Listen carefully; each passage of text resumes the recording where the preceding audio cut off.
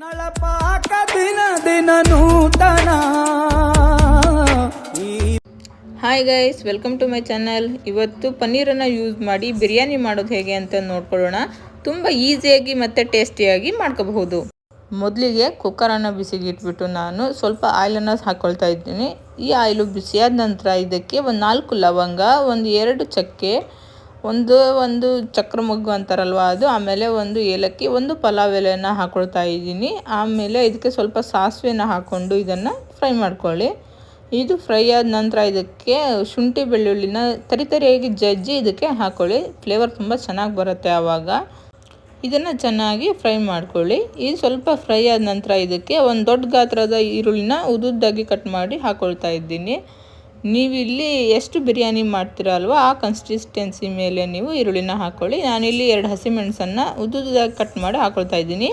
2 ದೊಡ್ಡ ಗಾತ್ರದ ಟೊಮೆಟೊನ್ನು ಕೂಡ ನಾನು ಚಿಕ್ಕದಾಗಿ ಕಟ್ ಮಾಡಿ ಸೇರಿಸ್ಕೊಳ್ತಾ ಇದ್ದೀನಿ. ಇದನ್ನು ಚೆನ್ನಾಗಿ ಮ್ಯಾಶ್ ಮಾಡ್ಕೋಬೇಕು. ಇವಾಗ ನೋಡಿ, ಇಲ್ಲಿ ಇದಕ್ಕೆ ನೀವು ಸ್ವಲ್ಪ ಉಪ್ಪನ್ನು ಸೇರಿಸಿ ಮ್ಯಾಶ್ ಮಾಡಿದರೆ ಇದು ತುಂಬ ಬೇಗನೆ ಬೇಯುತ್ತೆ. ನಾನು ಇಲ್ಲಿ ಸ್ವಲ್ಪ ಪುದೀನ ಸೊಪ್ಪನ್ನು ಸೇರಿಸ್ಕೊಳ್ತಾ ಇದ್ದೀನಿ. ನೀವು ಹಾಕಬೇಕು ಅಂತ ಏನೂ ಇಲ್ಲ, ಇದು ನಿಮಗೆ ಆಪ್ಷನಲ್ ಆಗಿರುತ್ತೆ. ಇದನ್ನು ನೀವು ಚೆನ್ನಾಗಿ ಬಾಡಿಸ್ಕೊಬೇಕು. ನೋಡಿ, ಇಲ್ಲಿ ಈ ಥರ ಕೈ ಆಡ್ಕೊಳ್ತಾನೆ ಇರಿ. ಇದಕ್ಕೇ ನಾವು ಒಂದು ಅರ್ಧ ಗಂಟೆ ಬಿಸಿನೀರಲ್ಲಿ ನೆನೆಸಿಟ್ಟು ತಗೊಂಡಿರುವಂಥ ಬಟಾಣಿನೂ ಸೇರಿಸ್ಕೊಳ್ತಾ ಇದ್ದೀನಿ. ನೀವು ಹಸಿ ಬಟಾಣಿ ಸಿಕ್ಕರೆ ನೀವು ಅದನ್ನು ಯೂಸ್ ಮಾಡ್ಬೋದು, ತುಂಬ ಚೆನ್ನಾಗಿ ಬರುತ್ತೆ. ನೋಡಿ, ಈ ಥರ ಆಗ್ತಾಯಿದೆ. ಇಷ್ಟಾದರೆ ಸಾಕು. ಇದಕ್ಕೇ ನಾವು ಪನ್ನೀರನ್ನು ಸೇರಿಸ್ಕೊಳ್ಳೋಣ. ಈ ಪನ್ನೀರನ್ನು ನಾವು ಸ್ವಲ್ಪ ಆಯಿಲ್ ಹಾಕಿ ಅದಕ್ಕೆ ಸ್ವಲ್ಪ ಖಾರದ ಪುಡಿ, ಸ್ವಲ್ಪ ಅರಿಶಿನ ಪುಡಿಯೊಂದಿಗೆ ಮಿಕ್ಸ್ ಮಾಡಿ ಒಂದು 5 ನಿಮಿಷ ಮುಂಚೆನೇ ಇಟ್ಕೊಳ್ಳಿ.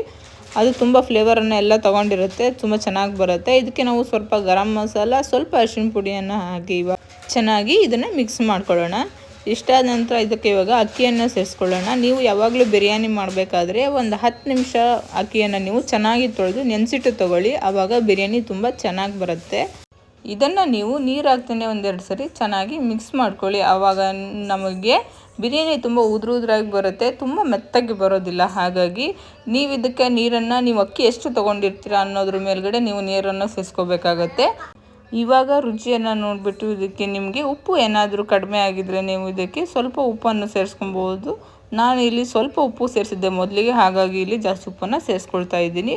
ಇಷ್ಟಾದಮೇಲೆ ಇದನ್ನು ಕ್ಲೋಸ್ ಮಾಡಿ 2 ವಿಷಲ್ ಕೂಗಿಸ್ಕೊಳ್ಳೋಣ.